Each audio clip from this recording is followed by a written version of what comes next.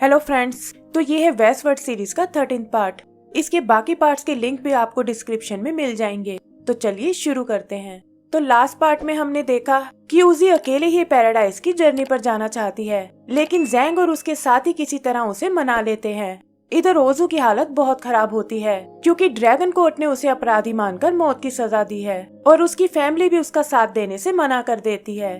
ली अपनी बेटी ओलिंग पर बहुत नाराज होता है और कहता है कि ओजू का साथ देने की तुम्हारी हिम्मत कैसे हुई।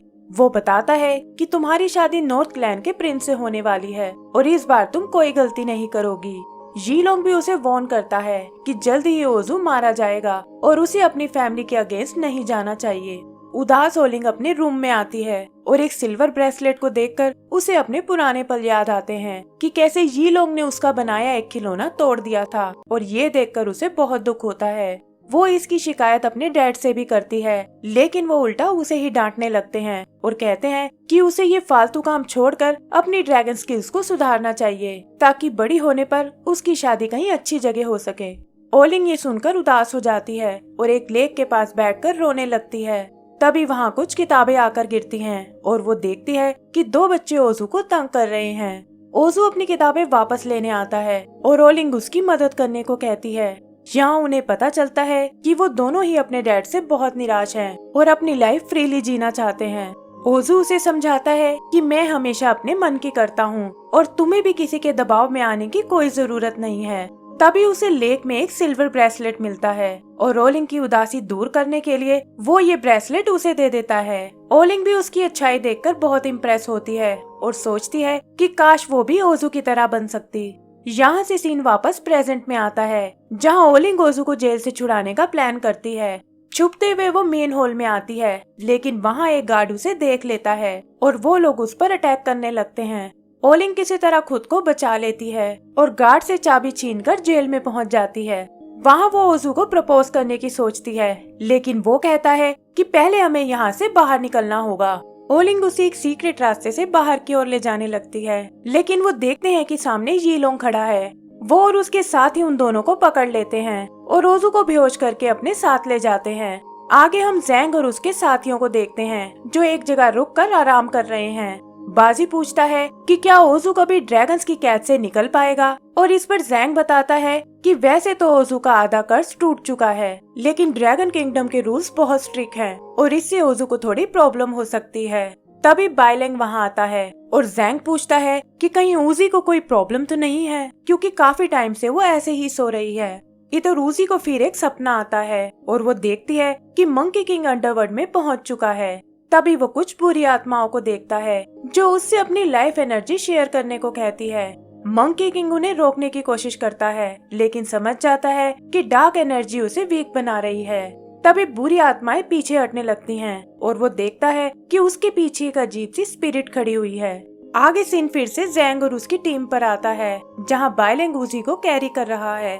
जैंग बताता है कि जंगल के पार बुल क्लैन का इलाका है और वो लोग पहले भी उनसे मिल चुके हैं।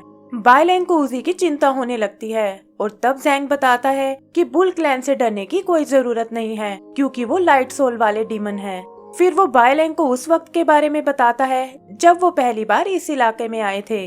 वहाँ उनकी नजर घायल पड़े एक बुल पर पड़ती है और जैंग कुछ सोचकर उसे चेक करने जाता है।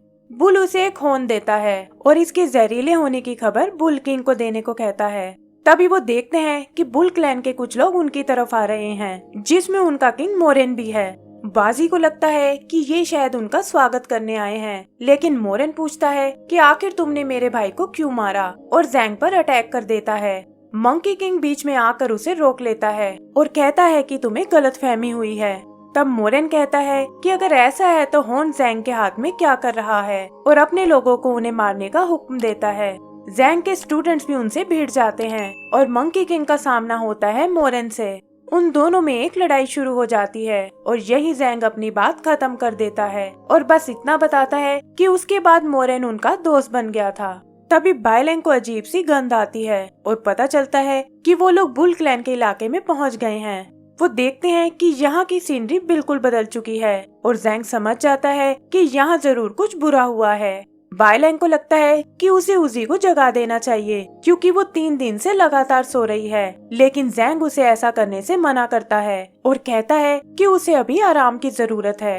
अचानक उन्हें कुछ अजीब सी आवाजें सुनाई देती हैं और वो देखते हैं कि बिग लैंड के डीमंस ने उन पर हमला कर दिया है। जैंग बताता है कि वो पहले भी उनका सामना कर चुके हैं और अपनी टीम को पोजीशन लेने को कहता है। बीज उनका खून पीने की कोशिश करती हैं और इससे बचने के लिए बाजी अपनी डीमन फॉर्म में आ जाता है। वो लोग एक साथ मिलकर उनसे लड़ने लगते हैं, पर देखते हैं कि वो तो कम होने का नाम ही नहीं ले रही। यहीं एक भी बायलैंग और उजी पर भी अटैक करती है, लेकिन तभी कोई उसे अपनी ओर खींचकर मार डालता है। पता चलता है कि ये मोरेन का मिनिस्टर डुओजी है, जो अपने बुल्स के साथ उनकी मदद करने आया है। डुओजी बताता है कि मोरेन को आपके आने का पता चल गया है और उसी ने मुझे यहाँ आपकी मदद करने के लिए भेजा है।